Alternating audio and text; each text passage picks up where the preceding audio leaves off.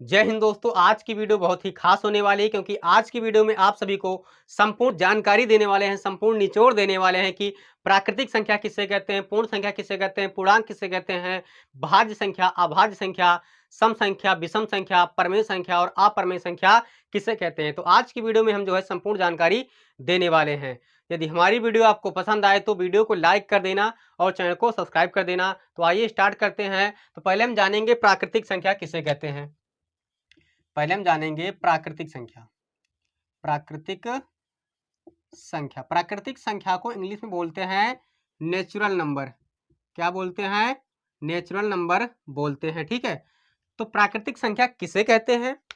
वे संख्याएं जो एक से शुरू होकर अनंत तक होती हैं उन्हें हम क्या कहते हैं? प्राकृतिक संख्या कहते हैं। जो एक से शुरू होकर कहां तक होती हैं? अनंत तक होती हैं, उन्हें हम क्या कहते हैं? प्राकृतिक संख्या कहते हैं। जैसे 1 2 3 डॉट डॉट डॉट डॉट कहां तक जाएगा? अनंत तक। ठीक, ये हमारा क्या है? अनंत है।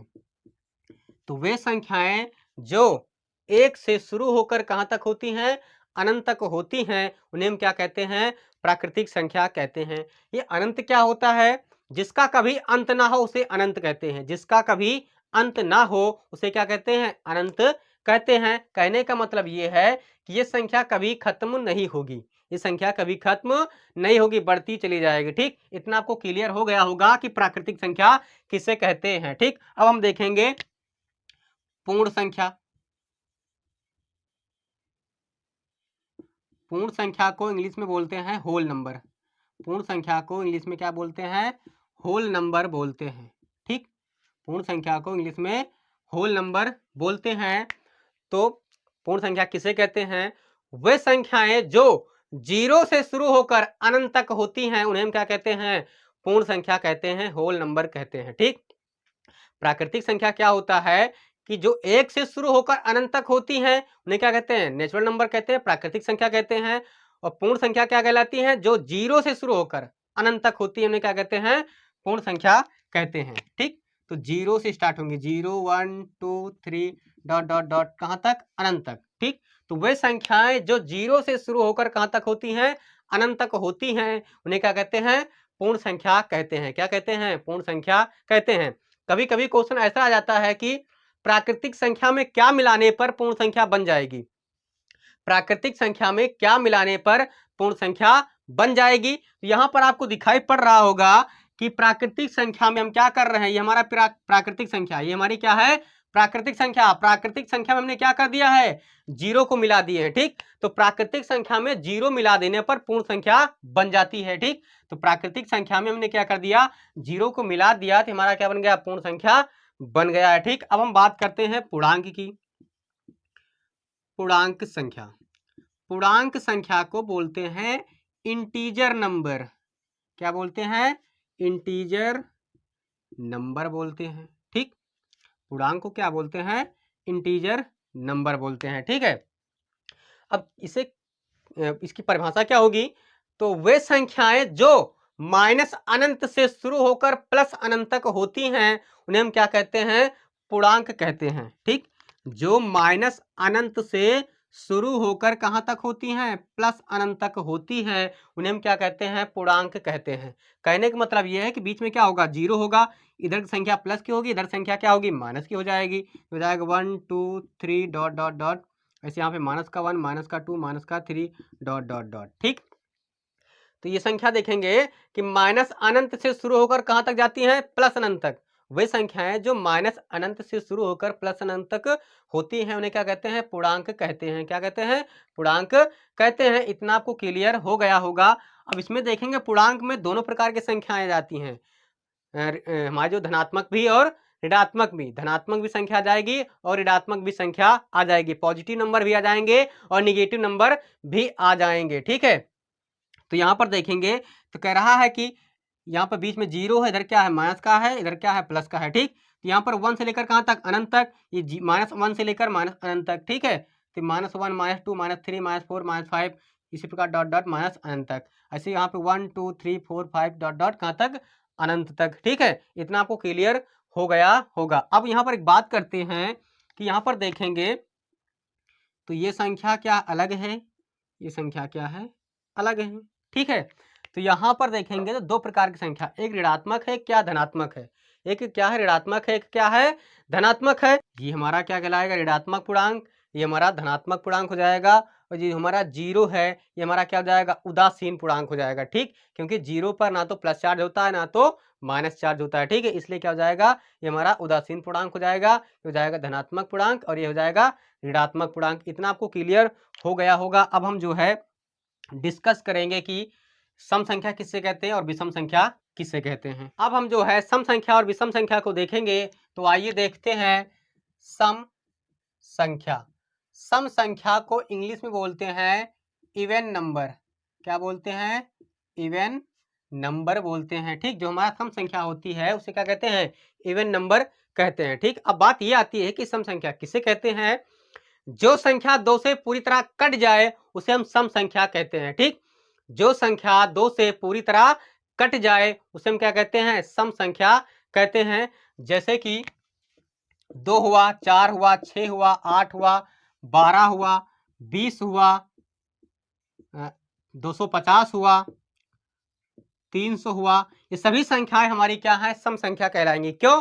कि ये संख्या जो हमारी है ये सभी संख्याएं दो से कट जाएंगी, पूरी तरह से कट जाएंगी, इसलिए ये संख्या हमारी क्या कहलाएंगी? सम संख्या कहलाएंगी। ठीक, मान लीजिए आपको बड़ी संख्या दे दी जाए, ये संख्या दे दी जाए, ठीक, और आपसे पूछा जाए कि संख्या सम है या फिर विषम है, तो आपको क्या करना पड़ेगा? काटेंगे? नहीं काटेंगे। हम क्या करेंगे? यहाँ पर एक तरीका है कि हमें ये देखना है, जब इतनी बड़ी संख्या दे दी जाए तो हम देखेंगे इकाई अंक। क्या देखेंगे? इकाई अंक देखेंगे। अगर इकाई अंक 0, 2, 4, 6, 8 इसमें से कोई भी एक अंक है, अगर इसमें से कोई भी एक अंक है तो समझो संख्या हमारी क्या कहलाएगी? सम संख्या कहलाएगी। क्या कहलाएगी? सम संख्या कहलाएगी। ठीक, तो यहाँ पर देखेंगे तो इकाई अंक क्या है? 0 है। इसका मतलब ये है कि ये संख्या हमारी क्या कहलाएगी? सम संख्या कहलाएगी। ठीक, मान लीजिए एक संख्या और दी जाए ऐसे, अगर ये पूछा जाए कि सम संख्या है विषम संख्या है, तो हम देखेंगे इकाई अंक हमारा यहाँ पर क्या है? 3 है। यहाँ पर कोई संख्या 3 है? नहीं है। इसका मतलब ये संख्या हमारी क्या है? विषम संख्या कहलाएगी। ये संख्या क्या कहलाएगी? विषम संख्या कहलाएगी। लेकिन ये संख्या हमारी क्या कहलाएगी? सम संख्या कहलाएगी। ठीक, इतना आपको क्लियर हो गया होगा। अब हम देखेंगे, ये हो गया सम संख्या। अब हम देखेंगे विषम संख्या। विषम संख्या, विषम संख्या को बोलते हैं ऑड नंबर। क्या बोलते हैं? ऑड नंबर बोलते हैं। ठीक, विषम संख्या को ऑड नंबर बोलते हैं। ठीक, तो जो संख्या दो से पूरी तरह ना कटे उसे हम क्या कहते हैं? विषम संख्या कहते हैं। ठीक, क्या कहते हैं? विषम संख्या कहते हैं। जो संख्या दो से कट जाए उसे सम संख्या कहते हैं, जो संख्या दो से ना कटे उसे हम विषम संख्या कहते हैं। जैसे कि यहाँ पर देखेंगे, जैसे यहाँ पर हमारा 3 है, 7 है, 5 है, 11 है, 13 है, 17 है, ये सभी संख्याएं हमारी क्या कहलाएंगी? विषम संख्या कहलाएंगी। क्या कहलाएंगी? विषम संख्या कहलाएंगी। क्यों विषम संख्या कहलाएंगी? क्योंकि यहाँ पर देखेंगे तो ये संख्या हमारी दो से नहीं कट रही है, दो से नहीं कट रही, ये संख्या हमारी दो से नहीं कट रही है, इसलिए ये संख्या हमारी क्या कहलाएंगी? विषम संख्या कहलाएंगी। ठीक, इतना आपको क्लियर हो गया होगा कि सम संख्या किसे कहते हैं और विषम संख्या किसे कहते हैं। ठीक, तो सम संख्या वे संख्याएं होती हैं जो दो से कट जाती हैं, विषम संख्या वे संख्याएं होती हैं जो दो से नहीं कटती हैं। इतना आपको क्लियर हो गया होगा। अब हम देखेंगे कि जो है भाज्य संख्या और अभाज्य संख्या देखेंगे भाज्य संख्या। भाज्य संख्या को इंग्लिश में बोलते हैं कंपोजिट नंबर। क्या बोलते हैं? कंपोजिट नंबर बोलते हैं। ठीक, जो भाज्य संख्या होता है उसे क्या कहते हैं? कंपोजिट नंबर बोलते हैं। अब इसकी परिभाषा क्या होगी? इसकी परिभाषा ये है कि ऐसी संख्या जिनके 3 या 3 से अधिक फैक्टर हों, 3 या 3 से अधिक गुणनखंड हों, उन्हें हम क्या कहते हैं? भाज्य संख्या कहते हैं। जिनके 3 या 3 से अधिक फैक्टर हों या फिर गुणनखंड हों, उन्हें क्या कहते हैं? भाज्य संख्या कहते हैं। जैसे कि यहाँ पर देखेंगे तो यहाँ पर जैसे हमारा 8 है, क्या चीज है? 8।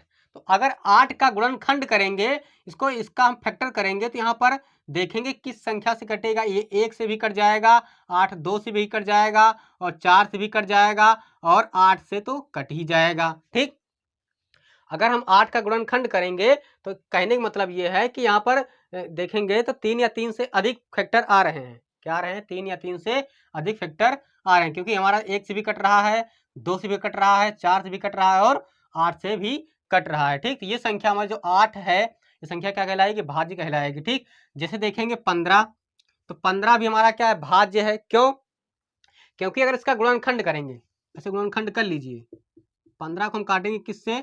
इसको हम 3 से भी काटेंगे तो 5 आ जाएगा, फिर 5 से काटेंगे तो 1 आ जाएगा। ठीक, अगर इसका गुणनखंड हम देखेंगे तो क्या आ रहा है? 1 आ रहा है, 5 आ रहा है, 3 आ रहा है, 1 आ रहा है, 3 आ रहा है और 5 आ रहा है, और 15 तो आएगा ही, 15 तो आएगा ही, क्योंकि 15 15 से भी तो कट जाएगा, 15 15 से भी कट जाएगा। इसका मतलब ये है कि यहाँ पर 3 से अधिक गुणनखंड है, इसलिए संख्या क्या कहलाएगी? हमारी भाज्य संख्या कहलाएगी। ठीक, क्या कहलाएगी? भाज्य संख्या कहलाएगी। ठीक, जिनके 3 या 3 से अधिक गुणनखंड हो उन्हें हम क्या कहते हैं? भाज्य संख्या कहते हैं। आपको इतना क्लियर हो गया होगा।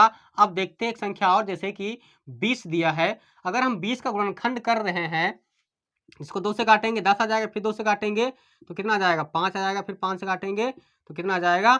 1 आ जाएगा। ठीक, तो 20 के विखंड क्या हो रहे हैं? देखेंगे 1 5 2 2, 1 और 2 है, 5 भी कट रहा है, 5 से भी कट रहा है, और 4 से भी कट जाएगा, और जो है 10 से भी कट जाएगा, और 20 से भी कट जाएगा। अगर हम 20 को गुणनखंड कर रहे हैं तब भी देखेंगे 1 2 3 3 आ रहे हैं गुणनखंड, इसका मतलब ये है कि संख्या भाज्य है। अगर इसके फैक्टर देखेंगे, इसके फैक्टर क्या है?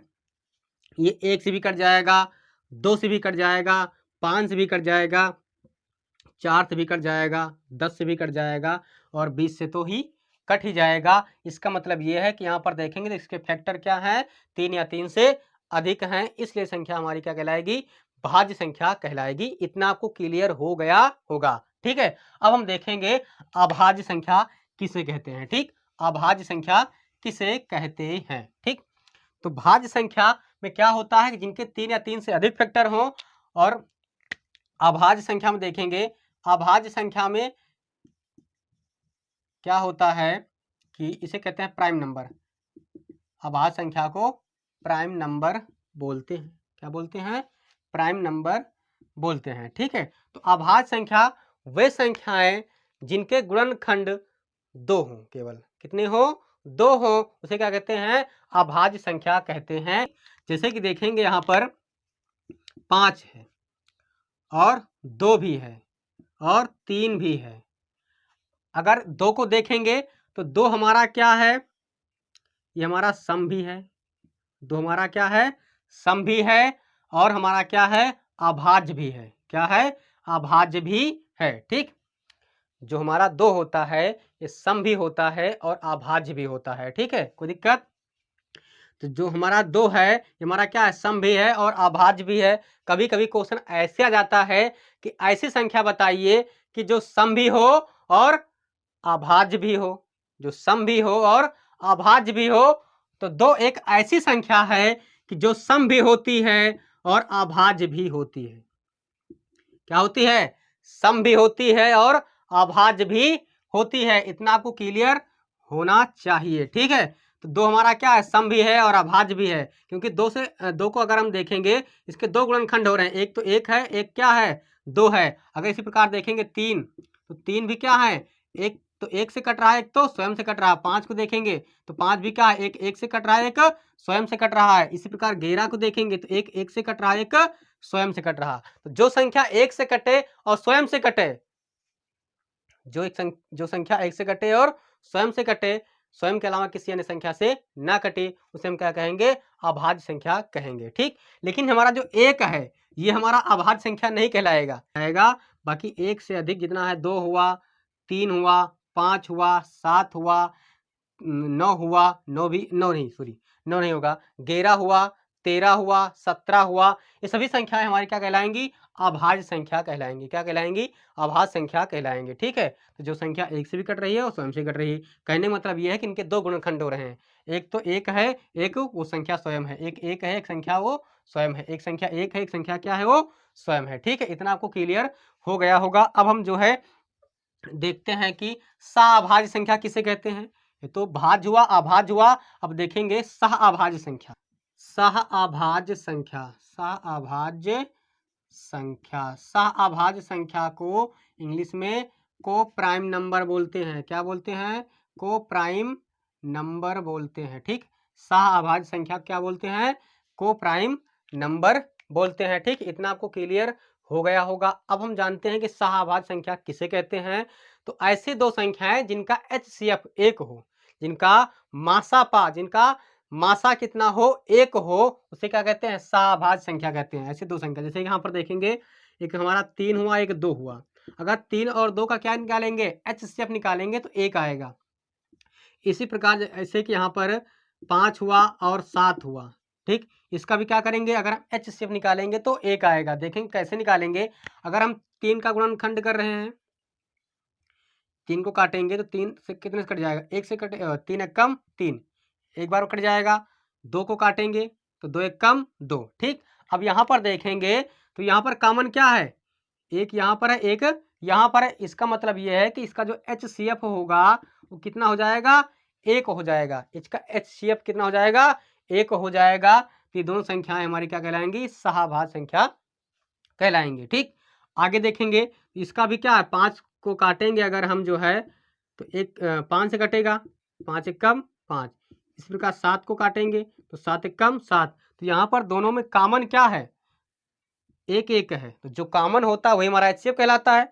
जो कॉमन होता है वही हमारा HCF कहलाता है। तो यहाँ पर कॉमन कितना है? 1 है। ठीक, इस हमारी संख्या क्या कहलाएगी? सह-अभाज्य संख्या कहलाएगी। ठीक, इसी प्रकार और देख लेते हैं, जैसे कि 8 हुआ और 6 हुआ, 8 हुआ और 6 हुआ। अगर हम 8 को तोड़ेंगे, गुणनखंड करेंगे तो 2 से कटेगा 4 आएगा, फिर 2 से काटेंगे 2 आ जाएगा, फिर 2 से काटेंगे तो 1 आ जाएगा। ठीक, फिर 6 से काटेंगे, 6 को काटेंगे तो 3 आ जाएगा, फिर 3 से काटेंगे तो 1 आ जाएगा। अगर यहाँ पर देखेंगे तो यहाँ पर हमारा जो है HCF आएगा। देखेंगे यहाँ पर क्या है? यहाँ पर 2 है, यहाँ पर भी 2 है। तो इसका HCF कितना हो जाएगा? 2 हो जाएगा। HCF 2 हो जाएगा। इसलिए ये संख्या हमारी क्या कहलाएंगी? सह-अभाज्य संख्या नहीं कहलाएगी। ठीक, तो जिनके दो संख्याओं का HCF 1 हो, जिनके दो संख्याओं का HCF 1 हो, तो वो संख्या क्या कहलाती है? HCF कहलाती है। सॉरी, सह-अभाज्य संख्या कहलाती, क्या कहलाती है?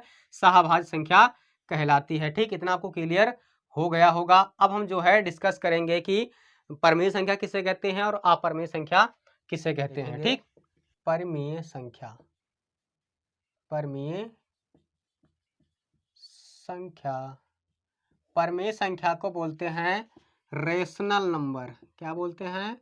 Rational number. ठीक, परिमेय संख्या क्या बोलते हैं?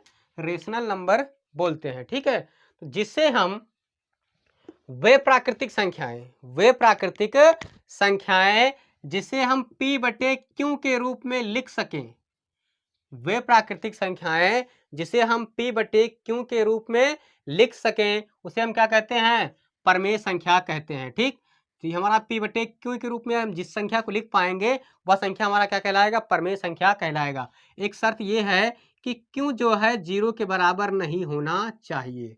ठीक, जिसे हम P/Q के रूप में लिख सके उसे हम परिमेय संख्या कहते हैं। जहां पर हमारा क्या है? Q 0 नहीं होना चाहिए। P 0 होगा चलेगा, लेकिन Q 0 नहीं होना चाहिए। जैसे देखेंगे 3/2, 5/4, 6/5, 3/1, तो ये सभी संख्याएं हमारी क्या कहलाएंगी? परिमेय संख्याएं कहलाएंगी। क्यों?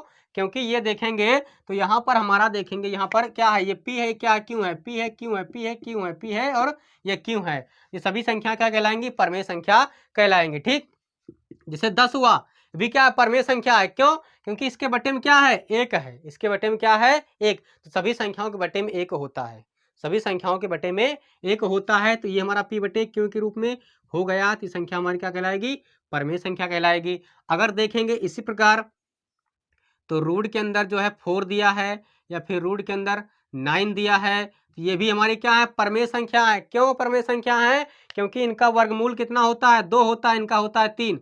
जिसका रूट के अंदर जो संख्या दी है, अगर रूट के अंदर संख्या दी है, अगर उसका वर्गमूल निकल रहा है अगर उसका वर्गमूल निकल रहा है तो संख्या हमारी क्या कहलाएगी, परमेय। जैसे यहाँ पर रूट 4 है तो इसका क्या हो रहा है, 2 हो रहा है, कि परमेय है। रूट के अंदर कितना है, 9 है, इसका कितना निकल रहा है, 3 निकल रहा है, तो ये भी क्या है, परमेय है। ठीक, और देखेंगे जैसे यहाँ पर लिखा, मान लीजिए कि 3.5 अगर पॉइंट में लिखा है इस प्रकार, अगर ये संख्या परमेय है। क्यों है परमेय, क्योंकि अगर हम पॉइंट हटाएंगे तो बट्टे में क्या हो जाएगा, 10 हो जाएगा। ये 35 बट्टे कितना आ जाएगा, 10 आ जाएगा। तो ये भी हमारी क्या, पी बट्टे क्यू के रूप में हो गई है। ठीक, तो ये भी संख्या हमारी क्या कहलाएगी, परमेय संख्या कहलाएगी। ठीक, जिसे हम पी बटे क्यू के रूप में लिख सके उसे हम परमेय संख्या कहते हैं। एक चीज और जान लीजिए कि जीरो भी हमारा क्या है, एक परमेय संख्या है। जीरो भी क्या है, एक परमेय संख्या। क्यों, क्योंकि इसके बटे में क्या होता है, 1 होता है। ठीक है, तो ये हमारा पी बटे क्यू के रूप में हो गया है, तो ये हमारा परमेय संख्या कहलाएगा। ठीक है, इतना आपको क्लियर हो गया होगा। हमने बताया कि पी जीरो, पी मतलब ऊपर वाला जीरो हो जाएगा लेकिन नीचे वाला जीरो नहीं होगा। ऊपर वाला जीरो होगा तो चलेगा लेकिन नीचे वाला जीरो नहीं होना चाहिए। ठीक, तो इतना आपको क्लियर हो गया होगा कि जिसे हम पी बटे क्यू के रूप में लिख सके उसे हम परमेय संख्या कहते हैं। ठीक, जिसे हम पी बटे क्यू के रूप में लिख सके उसे हम परमेय संख्या कहते हैं। और अपरमेय संख्या किसे कहते हैं, ये भी जान लीजिए।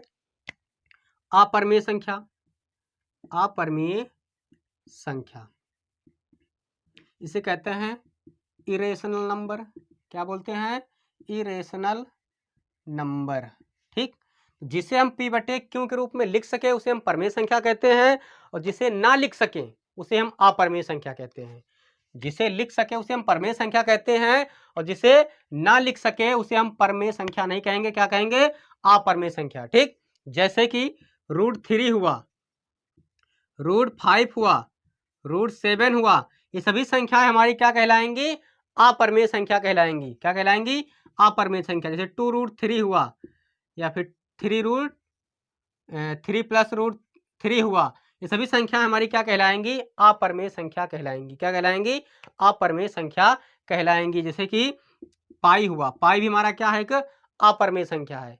पाई भी हमारा क्या है, एक अपरमेय संख्या है। ठीक है, यहाँ √3 का मान निकालेंगे तो ये हमारा पॉइंट में आएगा, ये भी पॉइंट में आएगा, ये भी पॉइंट में आएगा, और ये भी पॉइंट में आएगा, और ये भी पॉइंट में आ जाएगा। ठीक है, तो ये सभी संख्याएं हमारी क्या है, अपरमेय संख्या कहलाएंगी। क्या कहलाएंगी, अपरमेय संख्या कहलाएंगी। इतना आपको क्लियर हो गया होगा कि परमेय संख्या किसे कहते हैं और अपरमेय संख्या किसे कहते हैं। ठीक, तो परमेय संख्या जिसे हम पी बटे क्यू के रूप में लिख सके उसे हम परमेय संख्या कहते हैं, और जिसे ना लिख सके उसे हम अपरमेय संख्या कहते हैं। ठीक, इतना आपको क्लियर हो गया होगा कि परमेय संख्या किसे कहते हैं और अपरमेय संख्या किसे कहते हैं। तो मुझे आशा है कि आप लोगों को सारे डाउट क्लियर हो गए होंगे। यदि हमारी वीडियो आपको पसंद आई हो तो वीडियो को लाइक कीजिए, चैनल को सब्सक्राइब कीजिए। अब मिलते हैं नेक्स्ट वीडियो में, तब तक के लिए जय हिंद, वंदे मातरम।